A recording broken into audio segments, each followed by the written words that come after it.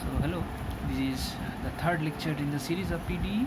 So in the previous lecture I have taught you about Lagrange's theorem, and I have also mentioned some working rules by which you have given some equation and you will be you apply this Lagrange's theorem and solve that differential equation.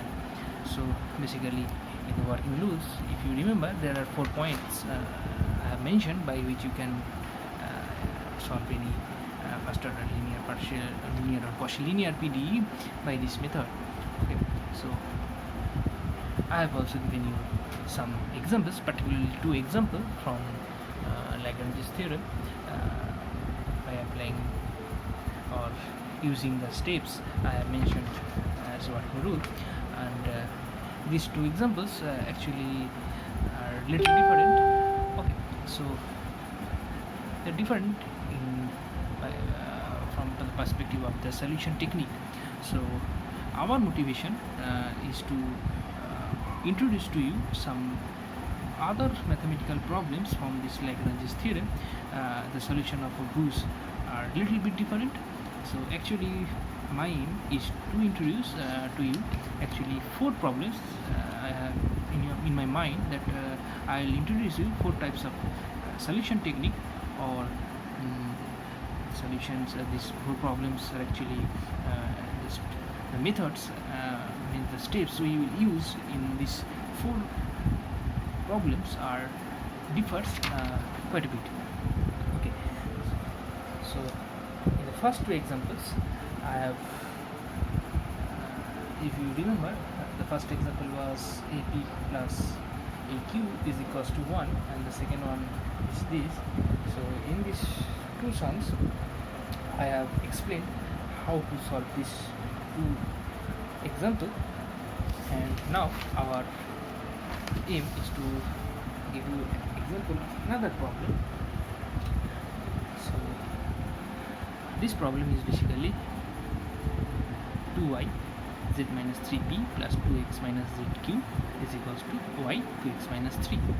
So in this problem, so if you see that this problem is already in standard form. So if you remember, this p is equals to del z del x and q is del z del y. So this thing is a, this thing is b, and this thing is c. So if you write down the Lagrange's auxiliary equation, this equation looks this thing. So now how to solve these 2 equations, 3 equations basically.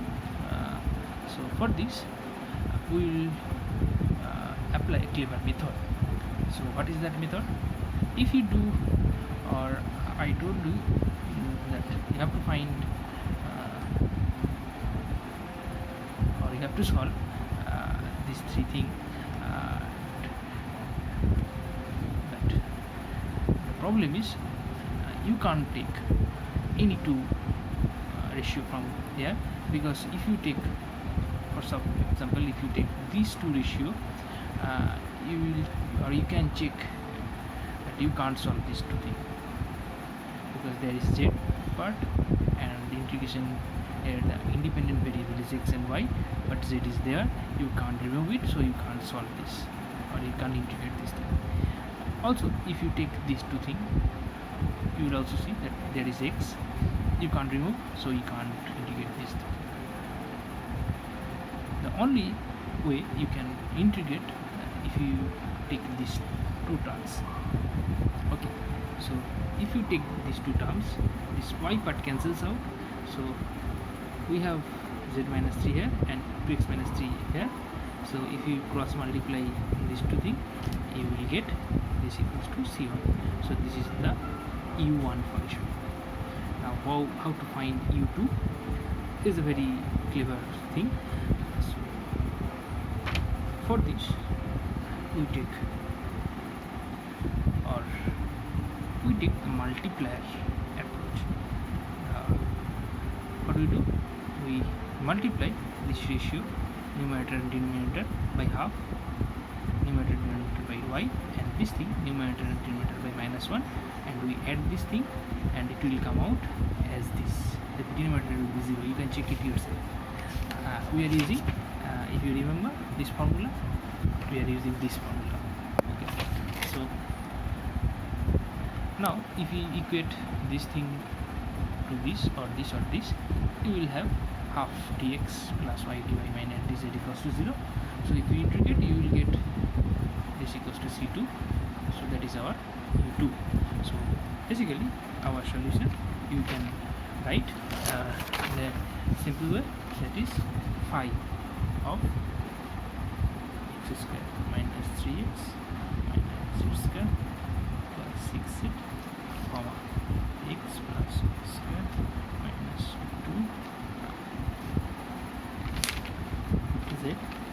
So this thing is, I think, not z square, z, so is equals to z2, sorry, 0. So this is our solution. So do you understand? So in this problem we have take help of the method of multipliers, and we got this u2, and we equate these two things, got our u1. So in this way we solve this equation by Lagrange. Now we move on to fourth problem. This is a little bit different problem, that means we will solve it in a little bit different way. So what is the problem? The problem is pz minus qz is equals to this. The problem is already given in standard form. So this, if you write auxiliary equation, this thing. Now if we equate these two things, you will get dx equals to minus dy, because z cancels out. So if you integrate, you will get x plus y equals to c1. So this thing is our u1. Now how to get u2? For that, if we equate this and this, we will get dx by z is equals to dz by z square plus x plus y whole square. Now the difference comes out. This thing you haven't encountered in the previous three problems. Here what you do, here we are actually, we will take help from u1 to find out u2. How?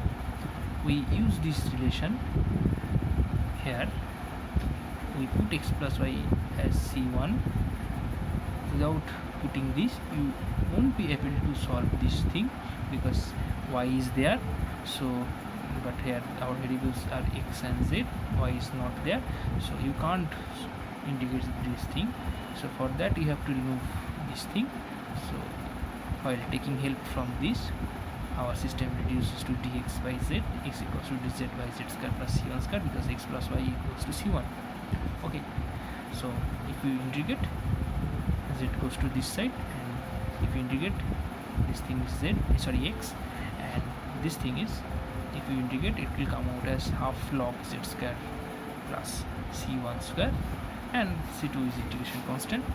So this thing you can write x minus half log z square. If we back substitute this c1 square equals to c2. So our solution will be f of c1 comma c2 is 0, or f of u1 comma u2 is 0, that is u1 is x plus y and u2 is this thing. This thing is u2. So this thing is x minus half. So this is equals to 0 is our solution. So you see, I have introduced, or I have given examples of four problems. The solution of each problem is quite a bit different from the other. So but don't worry, I am also giving you some problems for you to solve, and you will see that maybe in some problems the solution technique will differ from the last four which I have solved. So I think you will be able to solve these problems. So this lecture note is available in study material. You can also download this lecture note from the study material and do this problem as your assignment task and show it to me. In the next lecture I stop here, and in the next lecture I will discuss about Chalmers problem.